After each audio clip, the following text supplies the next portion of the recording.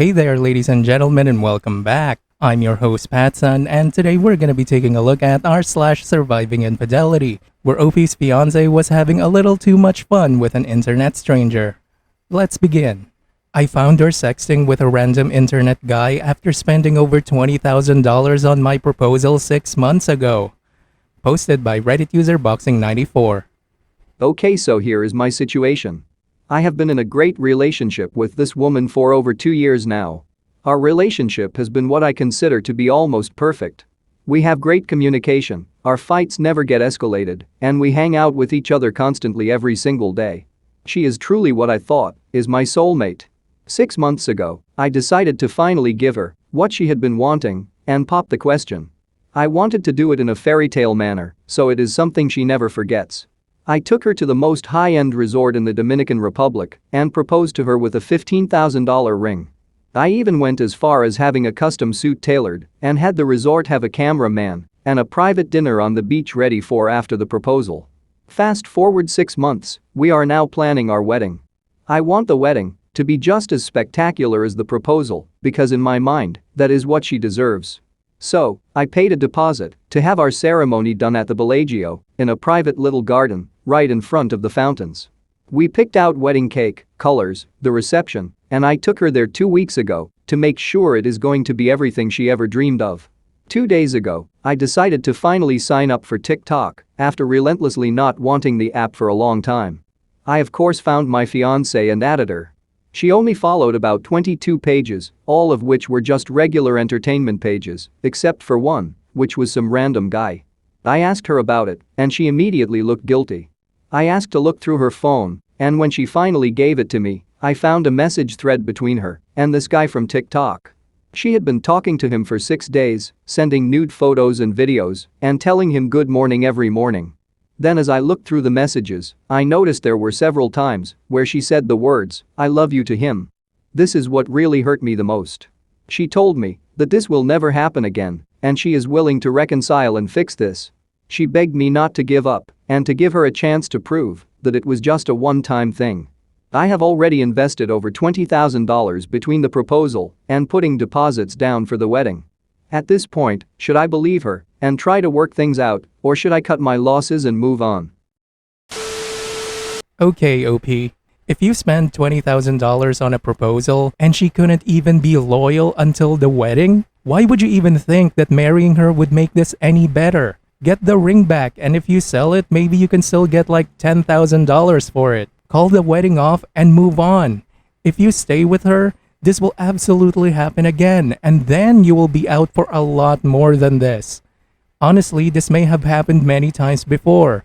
This is just the first time you caught her. You dodged a bullet here, my friend. Don't take her back. Now for today's second story.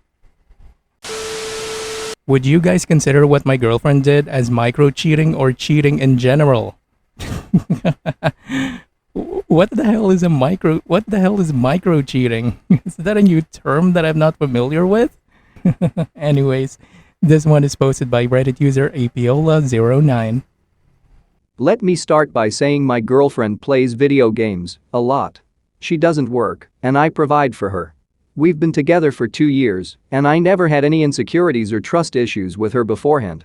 She ended up friending a guy who she played Valorant with. I thought cool, she doesn't have many friends online that play with her, so I thought it would be okay. Long story short, one night, I went to play on her computer, and her Discord was open. I ended up seeing their messages open. There were smiley faces, and I saw him say that he thought she was beautiful. I was intrigued. So I started going through the messages and ended up seeing some very inappropriate banter and talking. It started out innocent, but it progressively got more erotic. Their jokes were super inappropriate. For example, he randomly stated he didn't watch porn. She replied, "Really? I watch open all the time. Everyone does." She hated that I watched porn and was so against. I thought it was an odd thing to say. She then made a joke about how she was a cam girl and asked if he wanted a link to her chat. She would Snapchat this guy, then delete any evidence, so I started getting worried. He would tell her how beautiful he thought she was, and she would send smiley faces and say thanks. She never once told this guy she was in a relationship. Red flag, I know. She also talked about how she was flexible and could be a stripper. Just random inappropriate comments and convos, plus her not making him aware that she was in a relationship. I ended up messaging him, and he was surprised that she never told him. He actually called her ho-ish. I'll attach some photos of the convos. She denies that she micro-cheated or flirted with this guy and that he was just a friend, and it's her personality.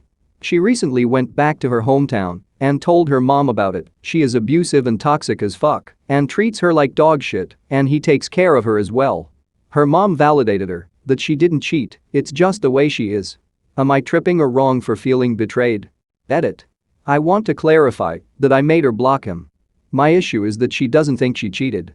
She thought it was inappropriate, but there's no convincing her otherwise. I told her I just wanted closure on the matter and that we could let it go, but she refuses to acknowledge it. Just imagine, OP, if that is her idea of not cheating, I would hate to see what she considers full-on cheating. I mean, let's flip the coin here, OP. Will she be okay with you having a friendship with a woman where you do exactly what she did? Probably not.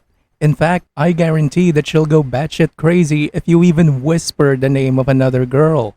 A person's true character is revealed by their behavior when they think you're not watching them. She knew from the start it was inappropriate, but she did it anyways. Her behavior destroyed your trust. That is just as destructive as having sex with an affair partner.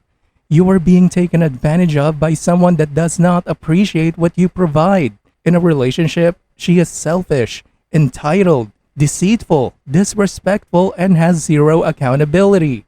Dump her camgirl ass and run for the hills, my friend. Also, if you're listening to this, OP, what's her Discord? Does she have an OnlyFans? It's for educational purposes, you know? I just wanted to do some research to make sure that I won't fall for the same tricks. So, it's the usual reason, not for any other thing. Hit me up. Anyways, now for today's third story. Did I just get cucked by my roommate? Posted by Reddit user DeliciousProperty87. Basically, my girlfriend and I have been going through a rough patch of sorts. At least that's what we've been calling it for a while now. Things haven't been going as great as they once were. We've been together now for about 2.5 years. Within that time, I moved in with my roommate, and the three of us have hung out on some occasions. Long story short, we decided that we wanted to have a three-way to hopefully spice things up, as the sex was a huge reason why things were getting stale, and eventually she insisted we picked my roommate. I started to get uncomfortable, and I refused. We had a bit of an argument about asking him, but eventually she got him to agree. I didn't want to risk causing more tension between us, and I just caved in and settled on it. By the time we got to the actual three-way, it was like I wasn't even there. She was basically all over him and literally faced away from me as she was making love with my fucking roommate while I tried to join. I kid you not, I think she even fucking shoved me away at one point. Towards the end, I kept repeating her name trying to get her attention, but she basically ignored me while she made out with him. When I thought they were finally done, I urged her that we should leave and go out somewhere. I just wanted to get fresh air. I went to another room to grab our clothes, and when I got back, they were doing it without me. I don't think this even counted as a fucking three-way, since it felt like they were fucking each other, and I was just there awkwardly watching. That whole ordeal made me uncomfortable and honestly insecure as hell. My roommate is taller than me, better looking, and he didn't seem to have much of a problem in what he was doing to me. Does this count as cheating? Technically I agreed to it, so I think I'm to blame to some degree, but come on man, what the fuck? Pack your bags and leave, OP. Don't look back. If your roommate heard your pleas for her to stop and he still continued, then he isn't a good roommate. Hell, he's not a good person. It's best that you find another one, another roommate, and another girlfriend. And to your question, OP, that was no threesome. That was a cuckold session, my friend. I guess some of the blame can be put on you since you didn't stand up to her about not wanting to have a three-way with your roommate. But I guess eventually, things would lead to your girlfriend screwing your roommate anyways. So I guess 2 people got fucked that night. Your girlfriend and yourself. Hey, wait a minute. If you look at it that way, it was a threesome. OP, you were part of a threesome. Nice. And now, for today's final story. Finance questions. Posted by Reddit user statistician old 1300. My wife left me, said we wanted different things, and moved to Virginia in June 2022. I have been paying for her rent and some expenses, and we have been on good terms. The other day I called to tell her I was in the hospital. I received an email back saying she wanted all communication to be by email and I was not to come to her apartment without being invited. She made it clear that we both had separate residences, even though I'm paying for both. I believe this email was prompted by her dad. Also, she never responded to the fact I was in the hospital. My question is, what is my financial obligation to her? She wanted to separate and moved 5 hours to another state. Am I still financially responsible, even though it was her choice? What happens if I withdraw support? I live in Kentucky and she now lives in Virginia. Excuse me? What's your obligation? Stop paying her rent and stop giving her an allowance. Your obligation to her stops because this is what she's basically telling you. I don't want you coming to my apartment because I'm now living with my new boyfriend, but I still want your money each month, so keep sending it. I'm still your wife. You need to support me. When that happens, OP, tell her this. If you want to get a divorce, then we can get a divorce. Until a judge tells me that I need to pay you something, I'm not gonna give you shit. Stop simping for your ex-wife, OP. That's the best financial advice you can get.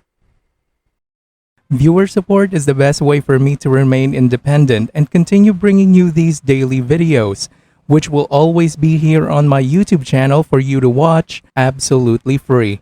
So consider clicking that super thanks just below the video title, or you can use my PayPal in the description box down below. Thanks for listening, everyone. If you even somewhat enjoyed today's story, make sure to give this video a thumbs up, and if you really like it, make sure to subscribe to PattSun to never miss a future upload. Stay strong.